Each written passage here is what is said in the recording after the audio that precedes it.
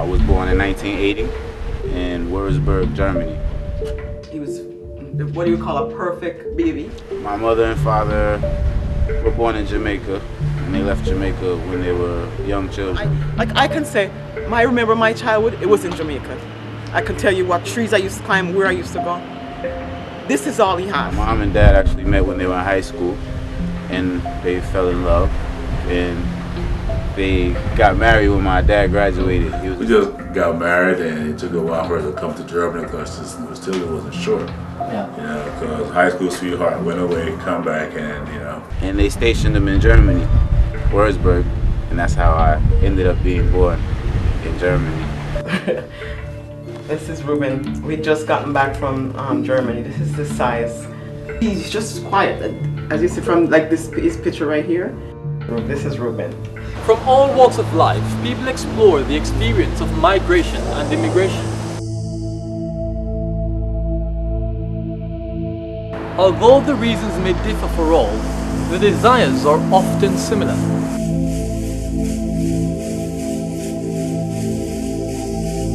People want to know what life is like elsewhere and what opportunities exist.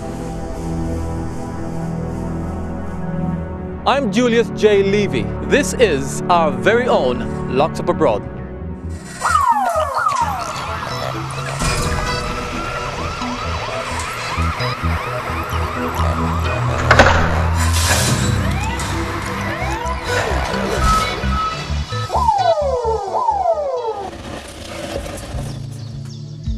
Peter and Melody migrated to the United States as teenagers and later became high school sweethearts. The couple later married. Having joined the army straight after high school, Peter and his new family was relocated to Germany, settling on the US Army base. And Ruben, their second child, was born.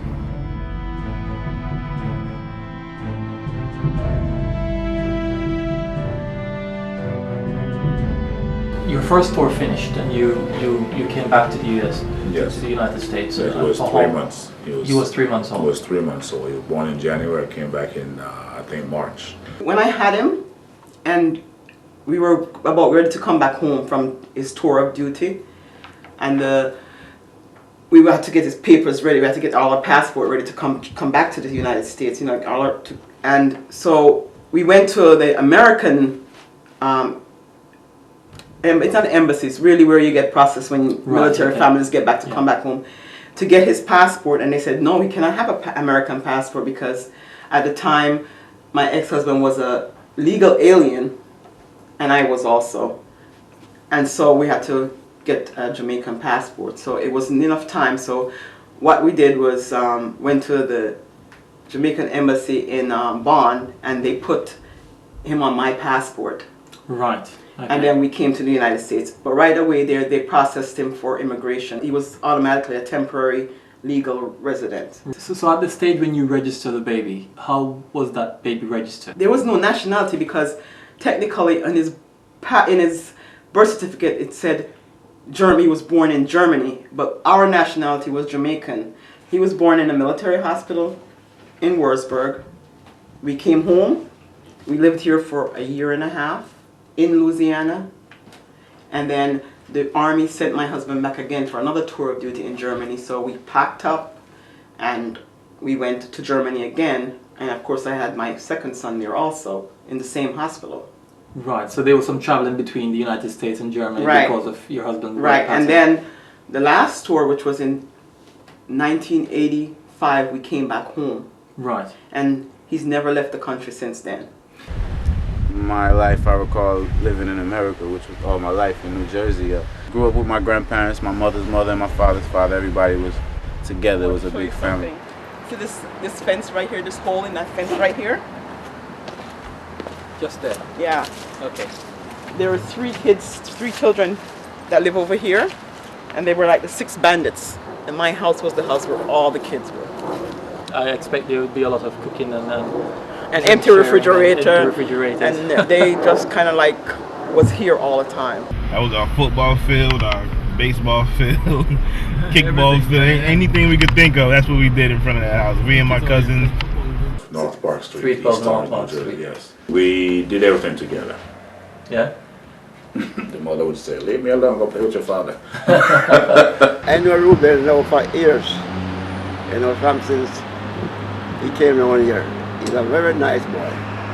That's where all the sweet, sweet memories of growing up as a child, you know, with my family. So there was a huge sense of community spirit among them as preteens, as it were. Right, yeah. Yeah. Sister, cousin, It's my second father. uncle, father, everything. Everything. And we live as one family.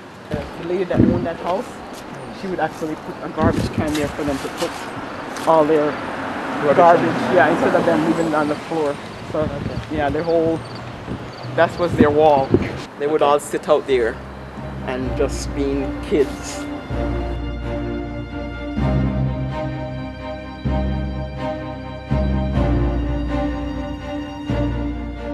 As years passed, my family, my mom and dad got divorced, and like that kind of took a toll on me, my brother, and my sister. Before the separation. Before the separation, it was good. My ex-husband was excellent with them. So there was a lot of family interaction. Yeah, a lot of family function and a lot of family outings, and then it just stopped. The family kind of split. That's like kind of where my family like communication went. It just wasn't strong anymore. At what age did this happen, and what impact did that have on Ruben? Around that year, 1987, 1989, those 3 years was rough Right. years. He became even more withdrawn. The problem is, the father wasn't there. I wasn't there all the time. At times I would go live with my father, maybe for like 9 months at a time or like a year at a time. He didn't live very far. Because he was the middle, my daughter was acting crazy. Like she was really taking the divorce bad. And I had a young one that was still in, my youngest son was really young. Yeah. So he got kind of like, and he's a very quiet and very, not demanding too much attention. He just kind of got put aside, sort of. I continued living with my mom, me, my brother, and my sister, and we continued going to school. And I went to the same school. It was Franklin Elementary School in New Jersey. We later they named it after Whitney Houston afterwards. She went to the school also. I actually got to meet Whitney Houston as a kid and give her flowers. But did he express anything that he Ruben was likes music. He loves music. I think he would make a good poet. This episode features the story of Ruben Simpson, who grew up here in New Jersey, United States. Keep watching our very own Locked Abroad.